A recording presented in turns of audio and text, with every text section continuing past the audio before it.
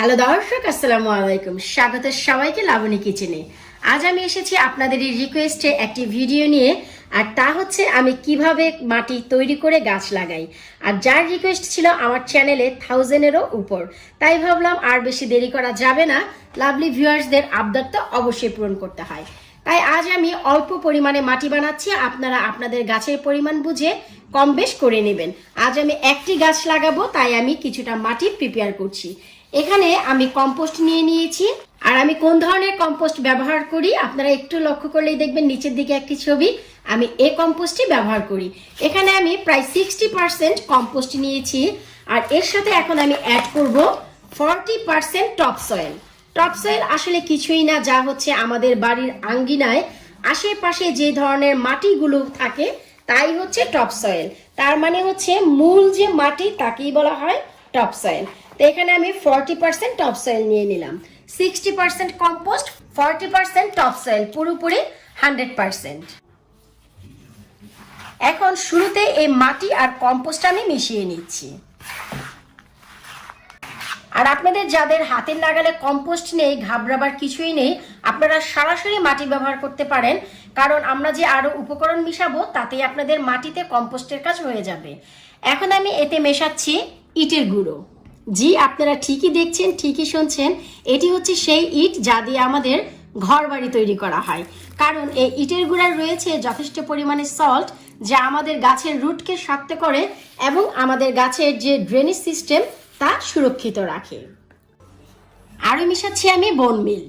আর এই বোন মিল হচ্ছে অর্গানিক ভাবে বানানো, যেখানে আপনার মাছ রয়েছে, মাছের কাঁটা রয়েছে, বিভিন্ন এনিমেলের ব্লাড রয়েছে, তা দিয়ে এই অর্গানিক ভাবে বোন মিলটি বানানো হয়। এটি গাছের জন্য খুবই উপকারী। তবে এই যে বোন মিল তা অনেক বেশি দেওয়া যাবে না। আজকে আমার গাছের অনুযায়ী আমি 2 টিস্পুন ব্যবহার করছি, কারণ আজ আমি একটি গাছ লাগাবো। বোন মিল যদি অতিরিক্ত দেওয়া হয় তবে কিন্তু গাছের শিকড় একেবারেই ঝলসে যায়।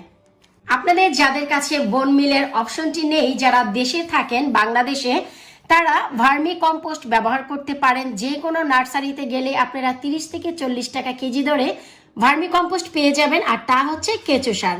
কেঁচো সার এবং এই বোন মিলে কোনো পার্থক্য নেই, সেম। এবার আমি ব্যবহার করব স্যান্ড, বালি। আর এই বালিও ভাই আমাদের বাড়ি ঘর তৈরি করতে লাগে। এই বালিটি আমি গত সপ্তাহে কালেক্ট করেছি আমাদের রহমান ভাইয়ের বাসা থেকে, তাই এটি হয়ে গেছে রহমান ভাইয়ের বালি।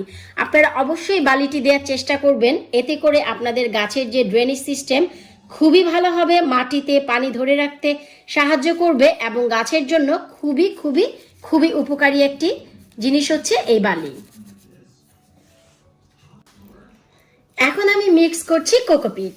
এই কোকোপিট আর তেমন কিছুই না, আমাদের নারিকেলের উপরের যে খোসাটি থাকে যা শুকিয়ে যাওয়ার পর তৈরি হয় তা। এই কোকোপিটও আমাদের মাটিতে ড্রেনেজ সিস্টেমকে অনেক সুরক্ষিত রাখবে এবং একটি সময় এই কোকোপিট গিয়ে জৈব সারে পরিণত হয়। আর এই কোকোপিট নারিকেলের খোসা যে শুধু আপনার জৈব সারে পরিণত হবে তা নয়, যারা ঠান্ডা দেশে থাকেন অনেক সময় দেখা যায় যে টবে যদি কোনো গাছ থাকে ঠান্ডায় মরে যেতে চায়, এই যে নারিকেলের খোসা তা অনেকটা ওয়ার্ম সৃষ্টি করে, গরম সৃষ্টি করে মাটিতে। তার মানে হচ্ছে নারিকেলের খোসাটি মোস্ট ইম্পর্টেন্ট। আর আপনারা যদি যারা দেশে আছেন, আই মিন বাংলাদেশে, তারা এতে আরও একটি জিনিস মেশাতে পারেন, তা হচ্ছে যারা কাঠখোট জ্বালিয়ে রান্না করেন, ছাই তৈরি হয়, সেই ছাইটি। বিশ্বাস করুন যে সেই ছাইটি যদি আপনারা মিশান তবে আপনাদের গাছের গোড়ায় কখনোই পোকা মাকড় থেকে শুরু করে পিঁপড়া কোনো কিছুই আসবে না। তার মানে দেখলেন তো সাধারণ ছাইও আমাদের কত উপকারী গাছের জন্য। এবার ভাই শুধু মিক্স করে নিলেই আমাদের গাছের জন্য মাটি একেবারেই রেডি। আর এই যে আমি মাটিটি তৈরি করলাম, এই মাটিতে প্রায় 6 মাসের খাবার অলরেডি অ্যাড হয়ে গেল। তার মানে গাছ লাগানোর পর আগামী 6 মাস যদি আপনারা কোনো প্রকারের খাবার বা ফুড প্ল্যান নাও দেন, কোনো সমস্যা নেই, একেবারেই পারফেক্ট। তো আশা করব আজকে আমার এই ভিডিওটি আপনাদের ভালো লেগেছে। যারা এই মাটি বানানোর প্রসেসটির আশায় ছিলেন তাদের উপকারে আসবে, কারণ এখনো অনেক সময় আছে গার্ডেনিং করার। এবার চলুন আমার প্রসেস করা মাটি থেকে কিছুটা মাটি আমি গাছে দিয়ে দিই।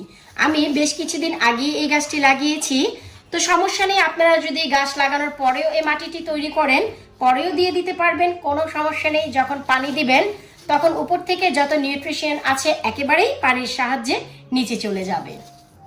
আমার এই মাটি বানানোটি লক্ষ্য করবেন, এভাবে মাটি বানিয়ে আপনারা গাছ লাগান। আপনাদের গাছ লাগানোর পর কি রেজাল্ট আসলো অবশ্যই কমেন্ট বক্সে কমেন্ট করে জানাবেন। আজকের মতো বিদায় নিচ্ছি, আল্লাহ হাফেজ।